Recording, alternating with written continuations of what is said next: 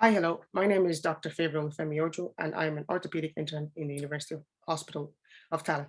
Today, I am presenting on behalf of myself and my colleagues, Ms. Serena Rambler and Dr. Patience Segway, who are current and former students in the University of Limerick.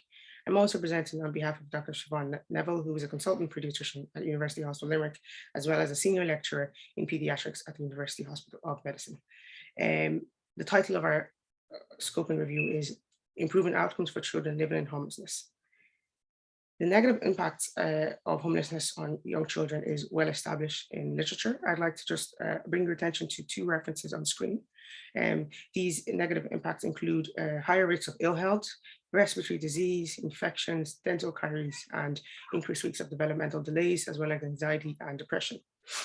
Having established this, we wanted to focus on interventions that improved and mitigated these effects. So we decided to focus on the age group of 0 to 8 because we felt that these children were particularly vulnerable at that age group. So how did we go about this? We felt that these literatures were in a comparable format and that we could do a systematic review. And so we opted for the PRISMA scoping checklist. We utilized two databases, the PubMed and Medline, and each paper was read by at least 2 of our 4 readers and coded according to relevance in terms of interventions, outcomes, population of study, country, year, and context. We then coded this onto Excel and ensured that we agreed on the analysis of each of these papers. The papers were limited to meeting our criteria, which included being within the years of 2011 to 2021, and that they had to be available in full text and in English, and that they had to have families who had children between the ages of 0 to 8, and they also had to be of original research. Our initial strategy brought up about 3,000 papers, and then we refined our search strategies and came up with 843 papers. We removed duplicates, screened off titles, screened off abstracts, and eventually we read 46 papers before identifying 17 for further analysis. All 17 papers can now be seen here. We will note that these papers were varied across the 10 years, with all but 2 coming from the US. These papers were also published in a mix of journals such as the Public Health, Child Health, and also Psychology. The median age of the families ranged between 19 to 49, where these families were also spearheaded by women. We note that these families were identified after using particular services such as the homeless shelter. We'll now move on to the types of interventions that these papers use. We decided to group these into 4 broad interventions. And we note that these interventions were very varied and were often bundled across different teams. I'd like to bring your attention to wraparound services, which was the most common type of service to be studied. It included case management or family support workers, as well as support in finding housing or budgeting or transitional housing as well. The next most common then would be the housing supports, which included permanent housing, short and long-term subsidies, and financial aid. I'd like to just point at this point that transitional housing was identified to also be included in the wraparound services. And this is because it often involved case management, and we felt that it crossed across the 2 types of interventions.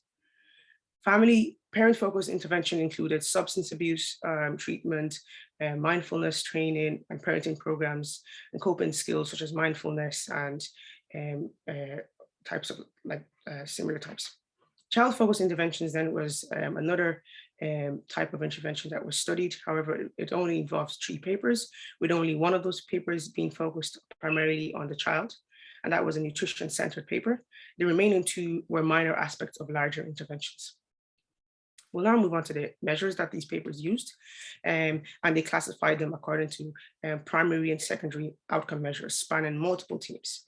How you will see us sort of display this is according to this chart here, where the first 4 were child-focused measures, the middle 2 are parent-focused measures, and the final 3 were general or family-focused. The manner in which these outcomes were collected were mostly interview-based. For example, in the parent health and well-being, interview-based methods of identifying the information, as well as validated questionnaires were used. Such questionnaires include the generalized anxiety disorder, the rapid alcohol problem, screen 4, and the Kessler-6 psychological distress. And that's just to name a few. In terms of the housing status, then, again, interviews were used, and tools such as life events calendar or the residential follow-back calendar were also utilized. The child developmental papers often use things like ages and stages questionnaire. Just to define for us what family intactness meant, it was often involving children in foster care and coding whether or not that had improved, as well. And the family self-sufficiency often involved looking at employment of the family's income and food security. We'll now move on to the outcomes. It was particularly challenging to generalize the findings because each of the papers looked at different types of interventions, different types of methodologies, and different types of measures. 5 of the papers looked at long-term permanent housing and subsidies. We will note that housing stability increased, parent-child separation decreased, adult and child well-being increased, and family self-sufficiency increased. It's interesting to note that school performance and attendance decreased, and this might have been due to the fact that families who were accessing these supports had to move schools multiple times, or the parents were changing jobs, or the fact that maybe they had less time to spend with their children to do their homeworks.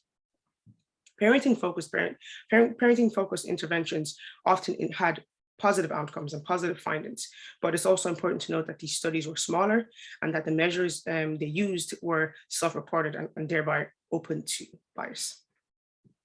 I'd finally like to tell you about the strengths and limitations of this paper. The strengths of this study includes the fact that it's novel in nature and it underwent a very rigorous review process and that there was multiple reviewers and we all came to a consensus on the interpretation of each paper. The limitations are the fact that we only used 2 quite medically focused databases and we did not include any grey literature. It's also relevant to note that we mostly used pilot interventions which involved quite small numbers. And so if we were to do this again, we would want to include grey literature and sort of focus on the quality of the papers that we're using. And we might find that the number of papers chosen for final review might be much smaller. I'd like to now just bring our attention to the conclusions of this paper. There is a lack of high quality research evaluating the targeted supports for young children experiencing homelessness. And going forward, we would want to focus on the impact of homelessness in that age group by utilizing standardized methods of measuring outcomes and measuring the outcomes for these interventions. We'd also want to include long-term follow-up. A lot of the papers that we studied would have short-term follow-up studies that were a year or less, and we would want to know how these kids are doing much later on in life. And to do this successfully, we would have to partner with the families and partner with the community in order to deliver a program that sort of benefits everybody. We're very happy that you've taken the time out to listen to us, and we're also very excited to take any questions and continue the dialogue. Thank you very much.